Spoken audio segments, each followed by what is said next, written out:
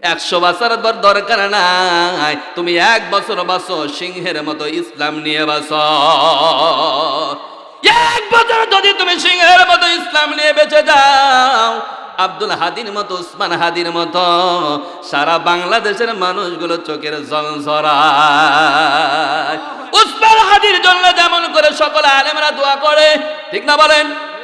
ছোট্ট মানুষ বোঝা যায় না, অত বড় নেতা নাই বাংলাদেশের মধ্যে, কেউ চেনে না।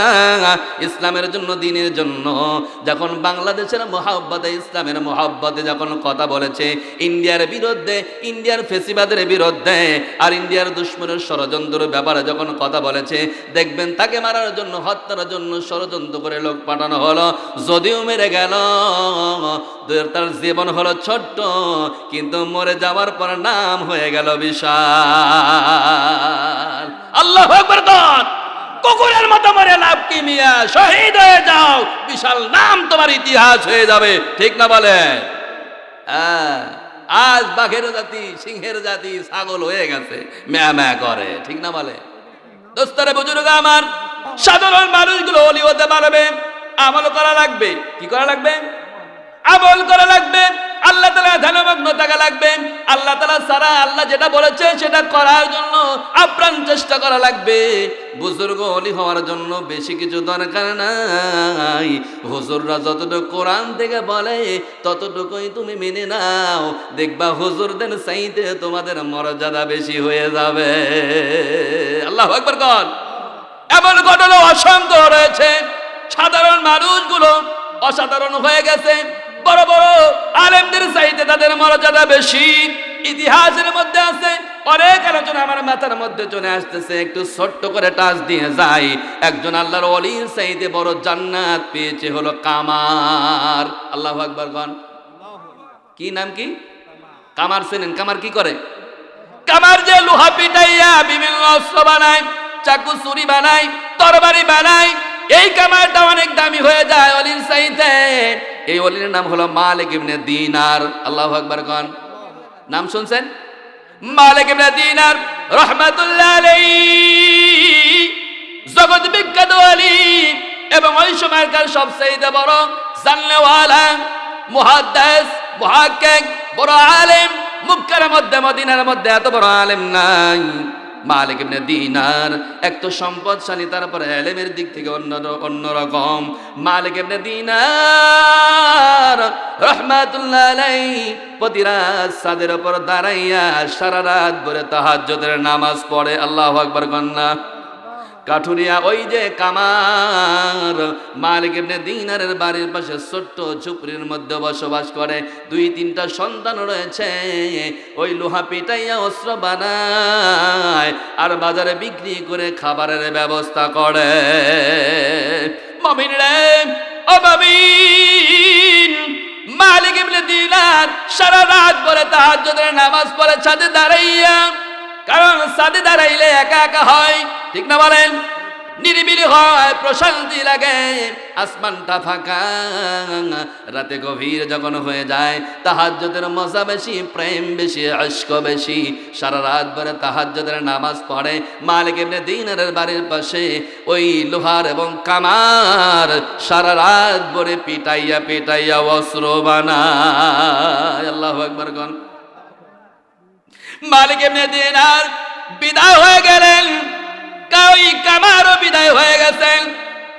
এই পৃথিবীকে চালানোর জন্য আল্লাহ রাব্বুল আলামিন 500 ওলি রাখছেন আর 40 জন কুতুব রাখছেন। সুবহানাল্লাহ। কয়জন? কয়জন ওলি হলো? 500। কত ওলি? কত? পৃথিবীতে সর্বদাই কিয়ামত পর্যন্ত 500 জন ওলি থাকবেন। কয়জন ওলি থাকবেন? 500। আর কুতুব থাকবেন হলো 40 জন। কয়জন? সবাই বলেন না তো, কয়জন? এটা বুখারীর মধ্যে আছে, কিতাবের মধ্যে আছে। 40 জন কুতুব থাকবে আর 500 জন ওলি সর্বদাই থাকবে। একজন মরে গেলে ওই জায়গায় ওই সমপরিমাণ ওলি একজনকে আল্লাহ রাব্বুল আলামিন মনোনীত করে। মারহাবা কন। মালিক ইবনে দিনার ওই যে কুতুবের মতো বিশাল একজন অলি ছিলেন, বিদায় হওয়ার পর ওর স্থলাভিষিক্ত আরেকজন অলি ওখানে আল্লাহ রাব্বুল আলামিন বসিয়ে দিয়েছেন। কারণ কিয়ামত পর্যন্ত আর কোনো নবী আসবে না, এখন চালাবে অলি আর কুতুবরা। আল্লাহু আকবার কোন। অলি আর কুতুব দ্বারা পৃথিবীটা আল্লাহ তাআলা নিয়ন্ত্রণ করে। ওদের কোনো যানবাহন লাগে না। কি লাগে না? কথা কয় না তো, কি লাগে না? কোনো যানবাহন লাগে না। আল্লাহ রাব্বুল আলামিনের কাছে যখন যেমন চায় ঠিক অনুরূপ হয়ে যায়। কুতুব এবার যখন চলে গেল, মালিক ইবনে দিনারের জায়গায় আরেকজনকে আল্লাহ রাব্বুল আলামিন বসিয়ে দিলেন। এবার স্বপ্নে যোগে মালিক দেখায়, ও আল্লাহর ওলি, আমার কপাল খারাপ, আমার মনটা খারাপ। বলে, হুজুর গো, আপনি তো বিদায় হয়ে গেছেন, আল্লাহ আপনার জন্য কি ব্যবস্থা করেছে? বলছে, আলহামদুলিল্লাহ, আমার জন্য একটা জান্নাতের ব্যবস্থা করেছে। মারহাবা কোন। কবরটা কার জন্য হবে জান্নাত, কার জন্য হয়ে যাবে জাহান্নামের টুকরা। নাউজুবিল্লাহ কোন। দোস্ত বুজুর্গ, মালিক এবার ওলিকে স্বপ্নে যুগে বলছে, রে ওলি, আমি জান্নাত পাইছি একটা বটে, কিন্তু আমার চাইতে সব চাইতে ভালো একটা জান্নাত পাইছে ওই কামার। আমার বাড়ির পাশেই যে লোহা পিটাইয়া পিটাইয়া অস্ত্র বানায়, আমার ঘরের চাইতে সব চাইতে সুন্দর ঘর হলো কামারের ঘর। আল্লাহু আকবার কয় না রে? কার ঘর? জোরে কর। কামারের ঘরটা বেশি সুন্দর। আমিও জান্নাত পাইছি, তবে আমার জান্নাতের চাইতে উন্নত জান্নাত হলো কামারের। কার? কামারের জান্নাতটা বেশি সুন্দর। তার কবরটা জান্নাত বানাইছে, আমার কবরটাও জান্নাত বানাইছে, তবে আমার মনটা খারাপ। আমি হলো কিতাব পড়ছি, হাদিস পড়ছি, বড় অলি ছিলাম, আর সে ছিল কামার। কোন আমল এমন করলো রে যার জন্য আমার চাইতে চকচকে জান্নাত কামারের হয়ে যায়। মুমিনের এই জন্য মন খারাপ করার কিছু নাই। তুমি আলেম হতে পারো নাই, তবে আলেমদের সাথে সংস্পর্শে থাকো, আলেমদের কথাগুলো মেনে নাও, আর আলেমদের প্রতি মহব্বত রাখো, আমলের প্রতি যত্নবান হয়ে যাও। মারহাবা কোন। মুমিন রে এবার ওলি চিন্তা করলো, হায় রে, ওলির চাইতে নাকি কামারের জান্নাতটা বেশি সুন্দর। কারণটা কি? সকাল যখন হয়ে গেল, সঙ্গে সঙ্গে চলে গেল মালিক ইবনে দিনারের বাড়িতে। যা দেখছে তার বাড়ির পাশে ছোট্ট একটা ঘর আছে, ঘরের মধ্যে কয়েকটা সন্তান রয়েছে। মারহাবা কোন। সালাম দেওয়া হলো, বাবা তোমরা কারা? বলে, কামারের সন্তান আমরা। বলে, এটা কি কামারের বাড়ি? বলে, হ্যাঁ। বলে, হুজুর গো, আপনি বড় অলি, আপনি বড় আলেম, বড় মুহাক্কিক, আমার বাড়িতে কি জন্য আসছেন? বলে, তোমার বাবার ব্যাপারে কিছু বলতে আসছি। বলে, আমার আব্বা তো দুনিয়া থেকে বিদায় হয়ে গেছে, কি বলবেন? বাবার জন্য মনটা খারাপ হয়, কিছু দান করতে পারি না, টাকা পয়সা নাই। আল্লাহু আকবার কোন। একটা বাবা ছিল গরিব, সারাদিন লোহা পিটাইয়া পিটাইয়া আমাদের খাওয়ার ব্যবস্থা করেছে। বাবা চলে যাওয়ার পর সংসারটা খুবই দুর্বল ভাবে চলছে, আমরা বেশি কাজ করতে পারি না। হুজুর গো, এত সকালবেলা আসলেন, কি দিয়ে আপনাকে মেহমানদারি করি? আল্লাহু আকবার কোন। ভদ্র বাবার ভদ্র সন্তান হুজুরকে আপ্যায়ন করার জন্য খুবই মন খারাপ। হুজুর এবার মাথায় হাত বোলায় বলছে, বাবা রে শোনা, তোর বাড়িতে এসেছি না বাবা, তোর আব্বার একটা প্রশংসা নিয়ে, বড় আশা নিয়ে তোর বাবার কিছু আমল গ্রহণ করার জন্য এসেছি। আল্লাহু আকবার কোন। সে বড় আলেম, সে বড় মুহাক্কিক, কামারের কাছ থেকে নসিহত নিবে। সুবহানাল্লাহ কোন। নিতে পারে কি পারে না? জোরে কোন। কার কাছে কোন জ্ঞান থাকে, কার কাছে কোন আমল থাকে বোঝা বড় মুশকিল, ঠিক না বলেন? বড় বিশাল আলেম হলেই যে বড় আমলদার হবে না, এটা হতে পারে? হতে পারে না।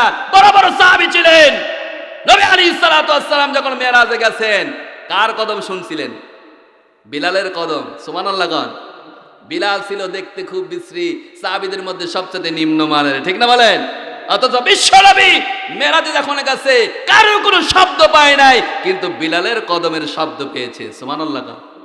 ওমর রয়েছে, আবু বকর রয়েছে, ওসমান রয়েছে, আর বড় বড় সাহাবা আজমাইন রয়েছে, ওহিয়ে কুতুব রয়েছে, ওহিয়ে কাতেব রয়েছে, বড় বড় লেখক রয়েছে, তাদের নাম গেল না। কিন্তু বিলাল মাত্র আযান দেয়, ভালো কোরআনটাও পড়তে পারে না, ঠিক না বলেন?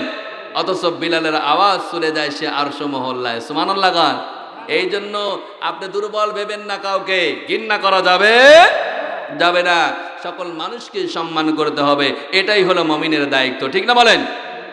মালিক ইবনে দিনার রাহমাতুল্লাহ আলাইহির কথা শুনে অলি বলছে বাবারে কামারের থেকে কিছু আমল নিতে চাই, বলো তো বাবা তোমার বাবার কি এমন আমল ছিল?